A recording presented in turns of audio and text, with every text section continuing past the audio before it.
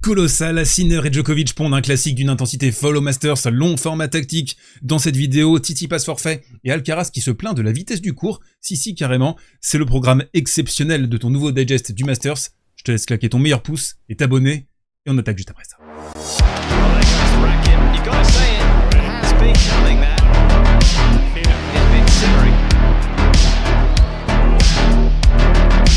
On attaque ce côté réseau avec le Dramounet d'hier, Stefanos Tsitsipas qui abandonne au bout de 3 jeux simplement face à Holger Rune.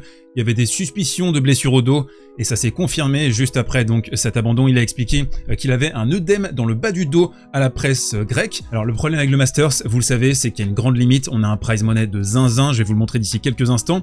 Tu luttes toute la saison pour y participer, et en vérité, t'as pas vraiment de raison de laisser ta place. Surtout que les joueurs, habituellement, même s'ils sont en difficulté, ils vont s'inscrire à un tournoi, ils jouent le premier tour, et puis s'ils perdent, ils sont éliminés totalement. Alors que là, tu peux perdre le premier match et quand même remporter le Masters. Il y a un autre point aussi très important, c'est l'ego. L'ego des joueurs de tennis qui sont extrêmement auto-centrés, égocentrés, qui pensent qu'à eux-mêmes avant tout. Tsitsipas, il en a rien à carrer du Uber Catch, il pense à sa carrière, il pense à ses gains financiers. Il se dit aussi, j'ai eu le feu vert des médecins, je peux potentiellement jouer et remporter des matchs, donc j'y vais. Pour rappel, voici les points et le prize que l'on peut remporter au Masters. Donc une victoire en poule, c'est 200 points, une victoire en demi-finale, c'est 400 points, en finale, 500 points. Si tu remportes tous les matchs du Masters, la finale comprise, c'est 1500 points. Et au niveau du prize money, si tu remportes toutes tes rencontres, tu touches 4,8 millions de dollars. À titre de comparaison, l'US Open, cette année, c'était 3 millions de dollars entre guillemets simplement. Et c'est clairement pas la première fois qu'on a une situation comme ça au Masters, ça se passe très régulièrement, c'est le format des poules qui veut ça, c'est la fin de saison aussi qui veut ça. Les joueurs, quasiment tous les joueurs sont à 80, 70, 60% de leur capacité, la saison elle est très longue, elle est usante. On a ce problème de balle qui change en permanence lors des tournois, et puis on a également une surface qui ne plaît pas à tout le monde. Et oui, Carlitos qui jouera cet après-midi face à Rublev, ça ne lui plaît pas les conditions à Turin, c'est le cours le plus rapide de l'année a-t-il dit. Incroyable que cela se produise après tant de tournois disputés sur des terrains durs très lents. Alors c'est vrai, oui, Indian Wells, c'est un dur qui est très lent, on a des surfaces qui sont de plus en plus ralenties, qui sont standardisées, qui permettent à un certain profil de remporter tous les matchs, de remporter 80 matchs si tu veux par saison. Il n'y a plus besoin d'adaptation, on n'est plus dans les années 70, 80, 90, mais je trouve que se plaindre de ça, c'est incroyable. Parce que la standardisation des surfaces a fait beaucoup de mal au tennis, elle a tué une certaine variété de profils, les serveurs volleyeurs, les purs attaquants, c'est plus possible maintenant. On a un archétype qui s'est imposé depuis 15-20 ans désormais. On va dire que Novak Djokovic, c'est le jeu le plus efficace, le plus pertinent, le plus pragmatique sur le tennis moderne. Et je trouve ça fou de dire ouais, il y a un tournoi où c'est rapide, du coup on commence à se plaindre. Alcaraz, en plus, là c'est pas forcément le meilleur timing pour lâcher ce type de propos. Mais il soulève un point très intéressant à la fin quand même, on va pas le défoncer de A à Z non plus. Nous ne jouons jamais dans de telles conditions pendant toute l'année, donc c'est une découverte aussi pour Carlitos, ce type de surface. Mais ça nous fait aussi dire, mec, t'as gagné Wimbledon il y a quelques mois. Wimbledon, c'est pas censé être rapide ? Alcaraz, justement, qui a justifié après sa défaite face à Zverev ses mauvais résultats ces dernières semaines, et ça confirme les observations que je vous ai proposées sur la chaîne depuis plusieurs semaines maintenant. Ma mauvaise séquence, dit-il à As, je l'attribue probablement à la fatigue mentale. L'année a été très longue, très exigeante, je dois m'améliorer pour arriver à ce stade de l'année en meilleures conditions, surtout sur le plan mental. Conserver cette fraîcheur, conserver cet allant, ce plaisir de jeu, on l'a vu avec le sourire contre Zverev, mais c'était un sourire quand même assez forcé. En bleu ciel, super intéressant, probablement que cette fatigue est due à un niveau d'exigence très élevé pendant si longtemps. On a tendance à oublier ça aussi, le gamin, il a 20 ans, il est encore en pleine découverte de son corps et du circuit. Un joueur qui n'est ni en découverte de son corps, ni en découverte du circuit, c'est Rafael Nadal qui prépare son retour, ça bombarde sur les réseaux sociaux, son réseau social personnel sur Instagram, mais aussi la Rafa Nadal Academy. On le voit se préparer, on le voit s'entraîner, on le voit envoyer des bûches à l'entraînement.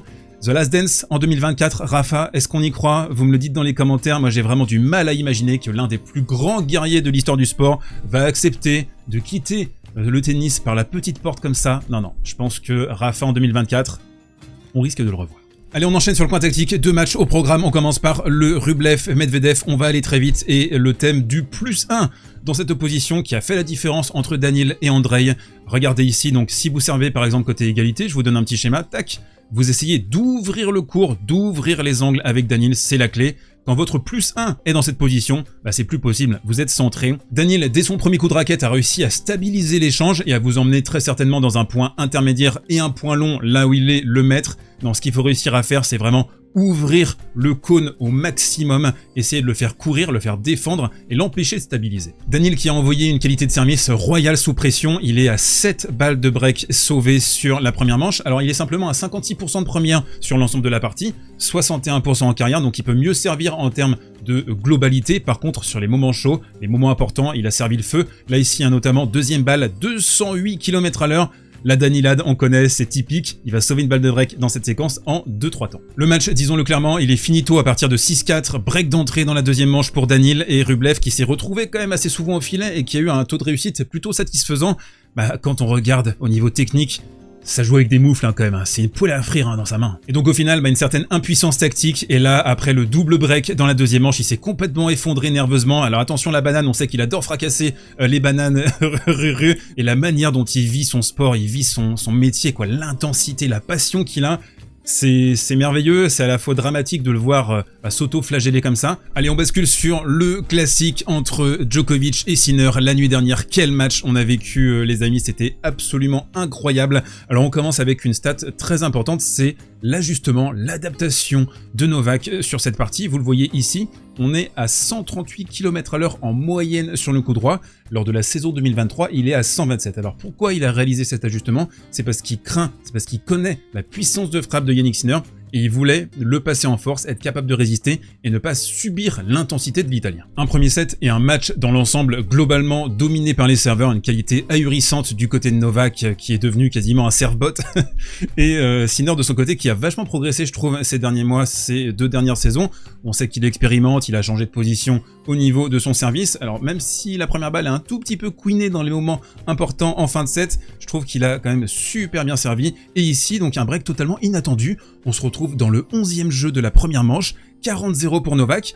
On va avoir un retour sur la ligne, et tout d'un coup, le jeu qui va tourner, je voulais vous montrer cette palette précisément parce que ce coup droit en décalage de la part de l'Italien, je le trouve fabuleux. Alors c'est pas joué dans la lucarne, ici ça va être plutôt un court croisé avec un angle qui est quasiment impossible à trouver et qui va surprendre justement Djokovic sur sa reprise d'appui. Sinner qui va connaître un passage particulièrement vertueux sur la fin de la première manche, même jusqu'au début en fait de la deuxième manche, avec un niveau absolument cosmique, campé sur la ligne de fond, à envoyer des bûches, à envoyer des tartines, c'est fluide, il était en lévitation à ce moment-là, et tout fait sens en fait, tout a du sens dans son jeu. Il va accélérer en coup droit, il va avancer, et qu'il est loin le joueur qui sentait pas forcément très bien le jeu, qui restait sur la ligne de fond même quand il avait créé une petite différence avec son coup droit. Là ça n'a pas été le cas, et les progrès sont quand même assez étonnants ces derniers mois du côté de l'Italien. Un axe qui va faire la différence au niveau stratégique dans ce match, ça va être la capacité de Jannik Sinner à résister, à casser les momentum de Novak Djokovic qui, voilà, avec son expérience, on le connaît, on sait comment il arrive à grappiller, un tout petit peu casser le rythme de temps en temps. Ce gars, c'est un génie de l'emprise mentale, c'est le boss final aux 1000 vies, et donc du coup, la résistance, elle s'est parfois opérée en étant désaxé du côté de Jannik Sinner. Je suis désolé, là, je me bafouille un peu, mais il est méga tard.